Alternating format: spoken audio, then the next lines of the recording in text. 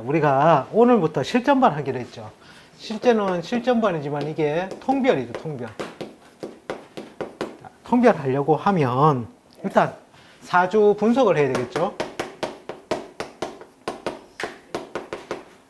자, 사주 분석을 한다는 것은 사주 8개의 글자가 있을 때, 자, 기준이 뭡니까? 월을 기준한다, 이죠, 월. 그죠? 월을 기준으로 해서, 즉, 이게 월이라는 것은 곧 계절을 상징하죠. 그죠? 계절을 상징하고, 이것의 강약에 따라, 즉, 계절을 이기는 그 다른 기운이 있을 때, 그 강약에 따라서 우리가 중화를 도모하죠, 중화.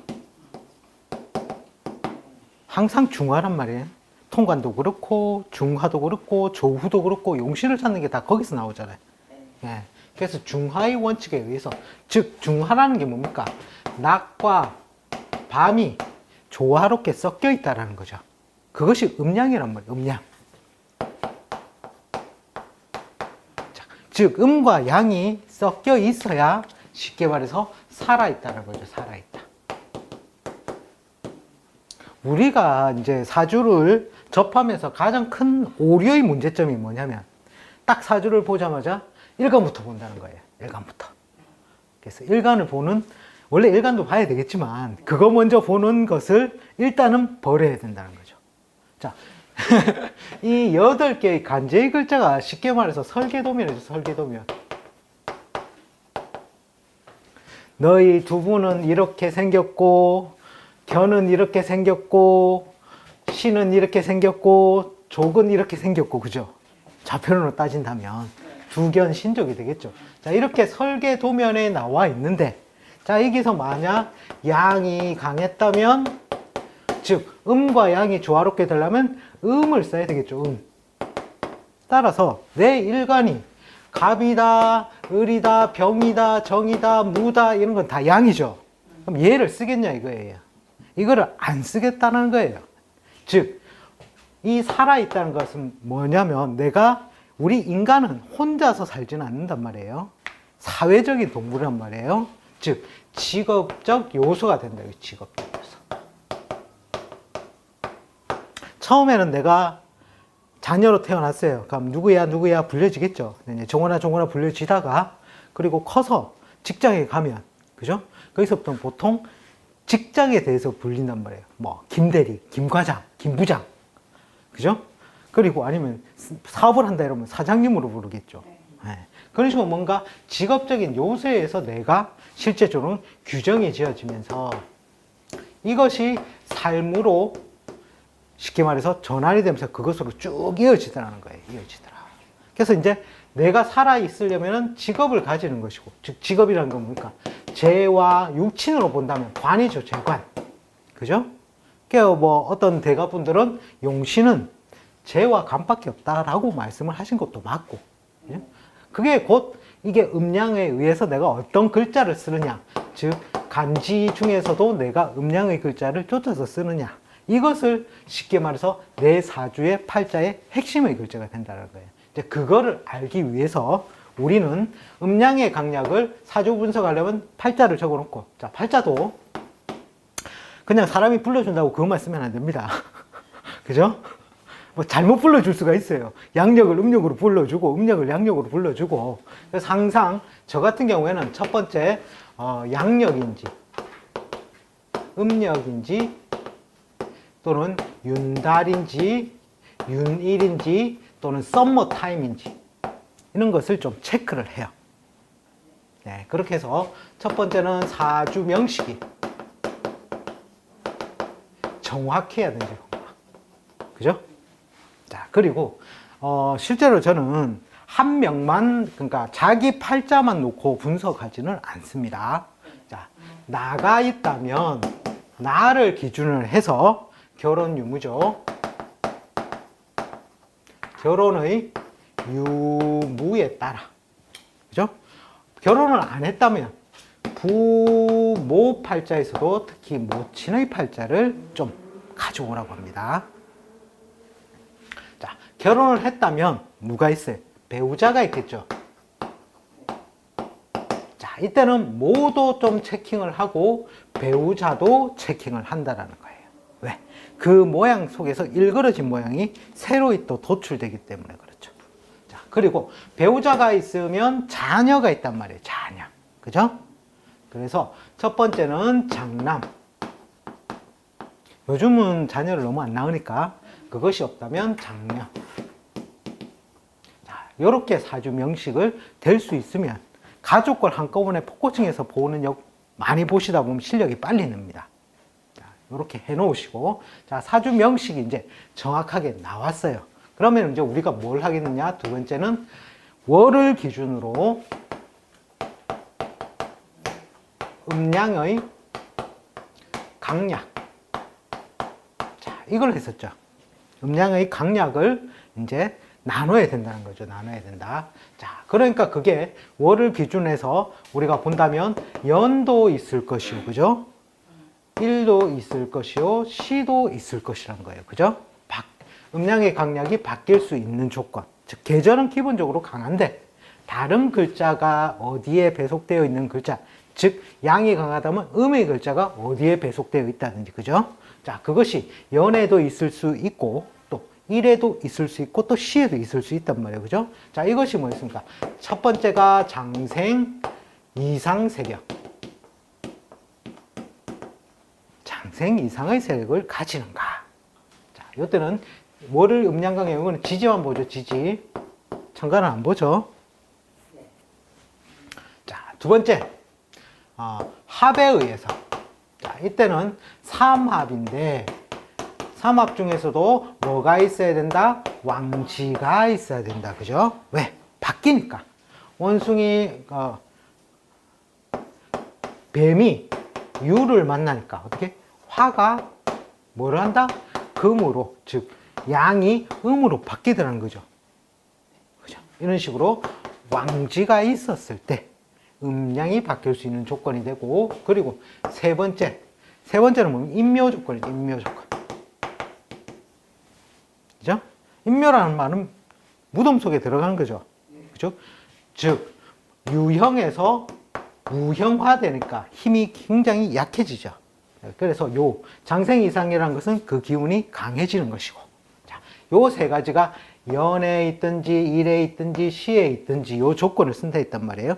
연에서 중요한 조건은 플러스 시 조건이 붙었고, 왜? 계절은 강하니까 혼자 못 이기니까 두 명이서 상대를 대적을 해야 된다 해서 연은 시 조건, 일도 시 조건, 시는 일 조건을 만족을 해야 음양이 바뀔 수 있다라고, 이제 요것이 가장 기본 베이스가 된다는 거죠.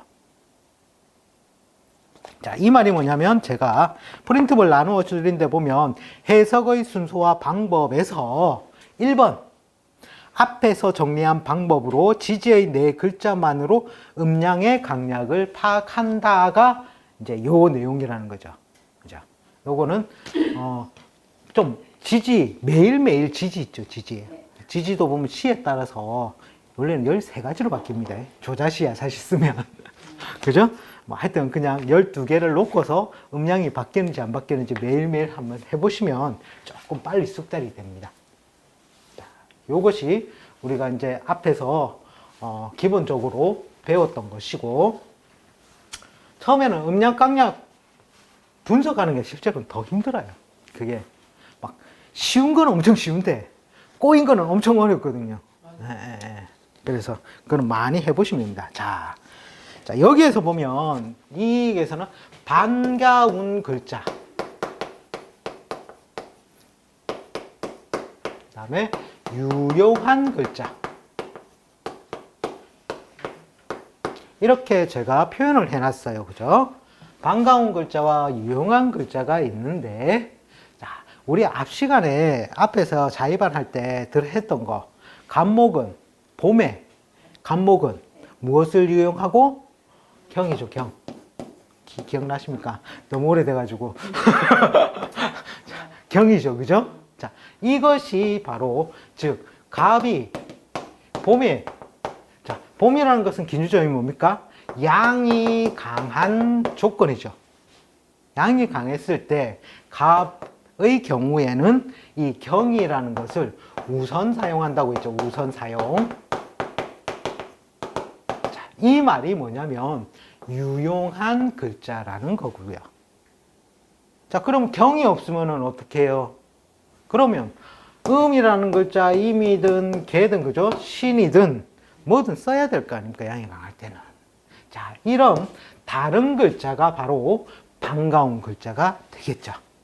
자, 그럼 등급을 매겨 본다면 유용한 글자가 더 세겠습니까? 반가운 글자가 더 강하게 작용하겠습니까? 그렇죠. 유용이 더 세다는 거죠. 그래서 이 글자가 우선 사용된다 라는 얘기를 적어 놓은 거거든요.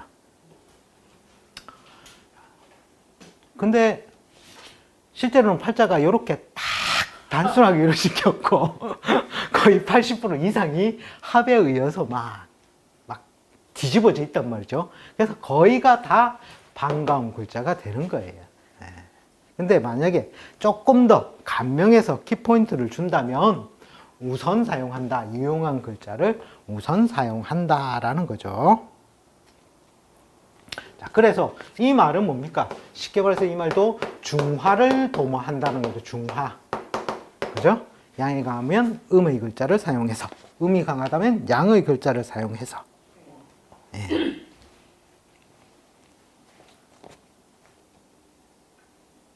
자, 그러니까 여기 보면 양의 예를 들어 있죠. 예를 들어 양의 기운이 한, 둘, 셋, 네 번째 줄 양의 기운이 강한 봄의 갑이라면 그죠? 겨울의 기운은 반가운 글자이고 이민하게 되겠죠. 그죠? 아까 제가 말씀드린 인계. 그 다음에 가을에 있는 경이 더 반가운 유용한 글자이다 라고 한 거예요. 유용한 글자. 그래서 유용한 글자에 동그라미 치시면 될 거예요. 네.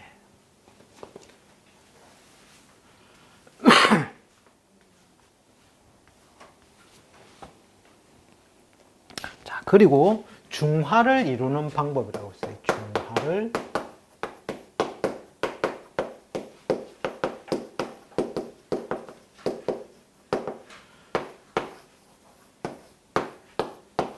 자, 이렇게 8개 연월일시 이렇게 있잖아요. 그죠? 그럼 우리가 시간적 수순을 본다면 어떻게 됩니까?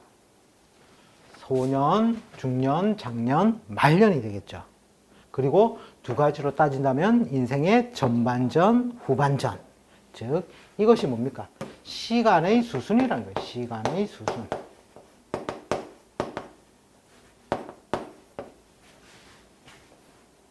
과거에는 예를 들어서 우리가 뭐 조선시대라고 합시다. 이럴 때 같은 경우에는 오랜 장수를 하던 사람이 많았습니까?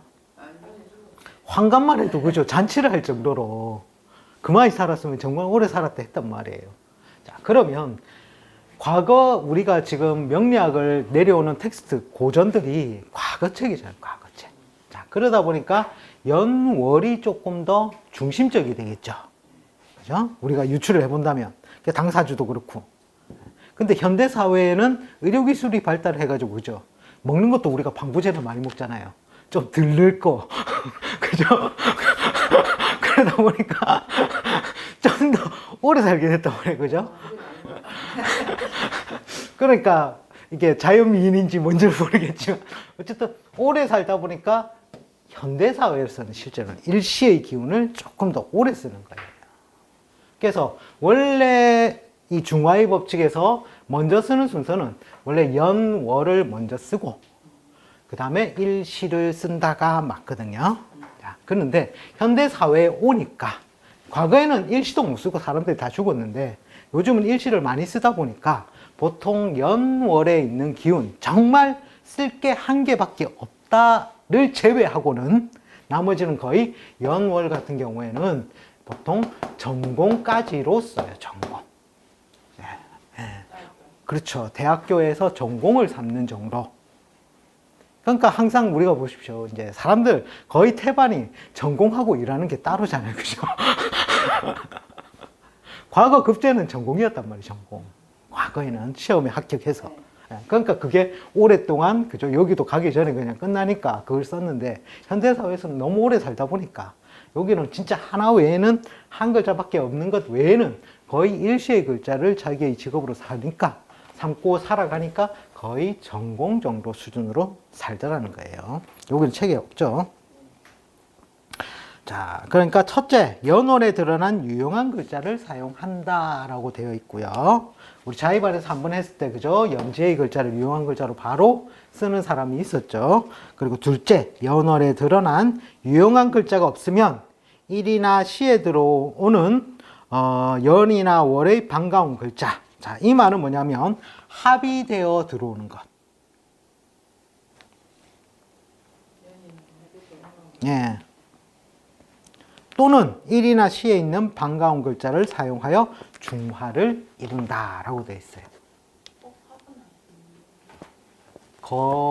그러니까 우리가 아직 많은 자료를 못해서